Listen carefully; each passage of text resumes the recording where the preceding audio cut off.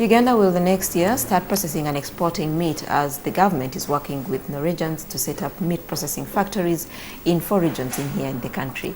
Bright Ramirama, State Minister for Animal and Industry, did confirm that the first factory will be built in the Central region, then Western region, Eastern region and Northern region that will follow as well. The meat products will be exported to the European Union and the Arab countries. Government is also in partnership with Makerere University targeting 2016 as the year to start beef exporting to Norway from Uganda and to the rest of the European states. We are compiling this information so that we build up standards, procedures which are required by the international community in line with the World Trade Organization standards, what we call the sanitary and phytosanitary standards. And key in this area is that standards must be met right from the farm up to the table, what they call from the stable to the table principle. The 2008 livestock census figures from the Uganda Bureau of Statistics indicate that Uganda has 11.4 million heads of cattle, 12.5 million goats, 3.4 million sheep, 3.2 million pigs, and 37.4 million poultry. To meet Uganda's vision of exporting meat to high-value markets by this set year, a 4-phase approach that will include the identifying of livestock farmers and encouraging them to form groups for adequate production of animals for the meat export industry will be adopted. Through farmer groups, farmers will be provided with better animal breeds suitable for production. Livestock farming in Uganda does not meet the international market, and this attributes to having traditional trains undergo total overhauling, including the upscaling of quality and standards of animal products, if they are to sustain a European Union-ready market. Samuel Semanda, the Commissioner in charge of planning at the Ministry of Agriculture, Animal and Fisheries during the one-day symposium at Imperial Royal, advised the exporters to ensure that the supply of meat can meet both the regional market, local and the international demand once a collection of huts in an enclosure. Research and development is talking about efficient production. In an advanced form, it's talking about influencing customer loyalty. We know we have a market in Norway. I also want to remind you that the East African community is here, and in particular the East African Common Market, which have fully participated in its establishment. What are we positioning ourselves to do? And remember, we are going to export in accordance with the standards the doctor told us of SPS under WTO. Because don't expect that it's going to be a common market and products are going to move not per standard. And therefore, as an entry point, I hope that this workshop is not only going to look at exporting to Europe, but we begin with our neighbors. For Uganda to achieve a sustainable and continuous supply of meat on the market, a lot needs to be done in creating linkages between sectors and intersectoral policies that have to be reviewed in favor of meat export to the international world. One of the things we have done is first to review the various policy documents that have been available in the Ministry of Animal Resources. And also secondly, we also looked at other documents, international documents, and some case study countries. Now what we have realized is that there are so many things that government has been doing, but these things were not connected. What we would call intersectoral policies have not been harmonized. You find people at the Ministry of Agriculture are doing certain things, people at the Ministry of Trade are doing different things, and most of these things are trying to address the farmers' needs. But because of lack of harmonization, it has been very difficult to achieve results. And so the consequence is that our people, most of them, the dealers, are not aware of the standards that are needed.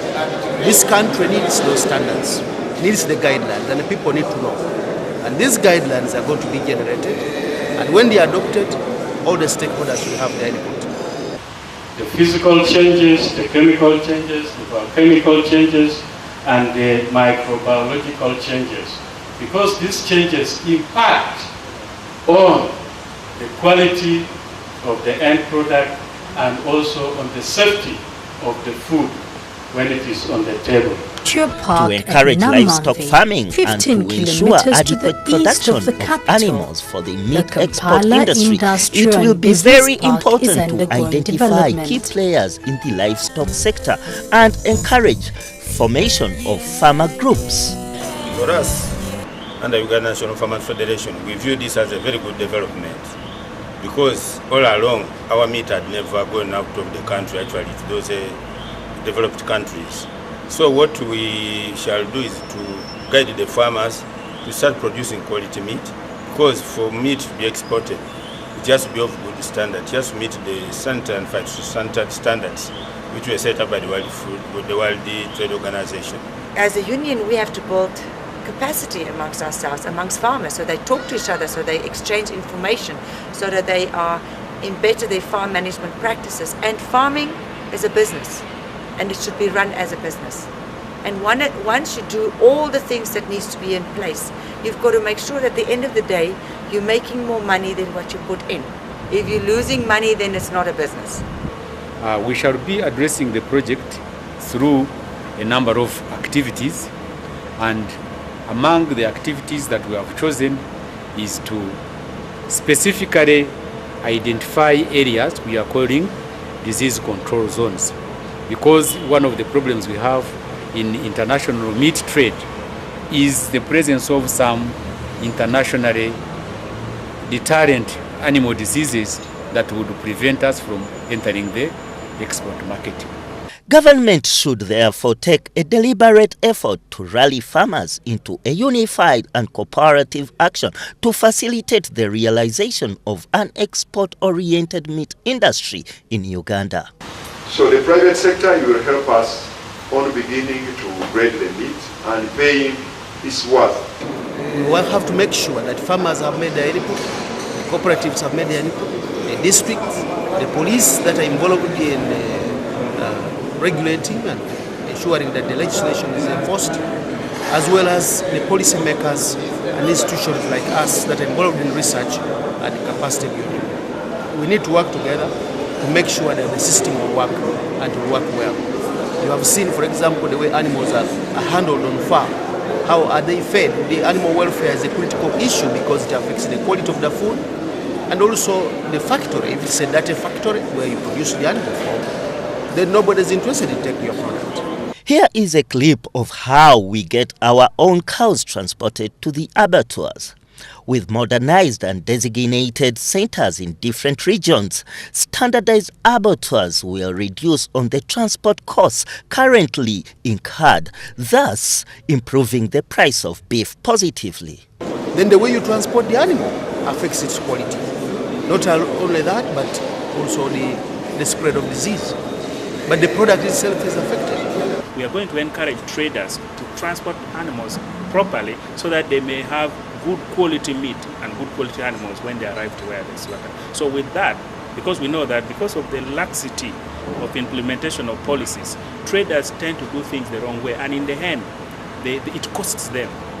In addition, we would like to have in place support services like the laboratories that will be able to investigate the diseases and to investigate the samples, the meat samples, before we export them, whether they are free of disease, whether they are free of drug residues we use in the production, and so on and so on. Lack of government policy is seen to be a primary barrier facing potential exporters in developed countries regarding food production and consumption. It is important to appreciate the fact that those sanitary standards are not a guise for protectionism. Therefore, if Uganda is planning to market its potential in beef exports, they must meet relevant international and developed country standards in order to tap into the existing comparative advantages in livestock and meat production. Compiled and presented by Hans Chaze for UBC Television.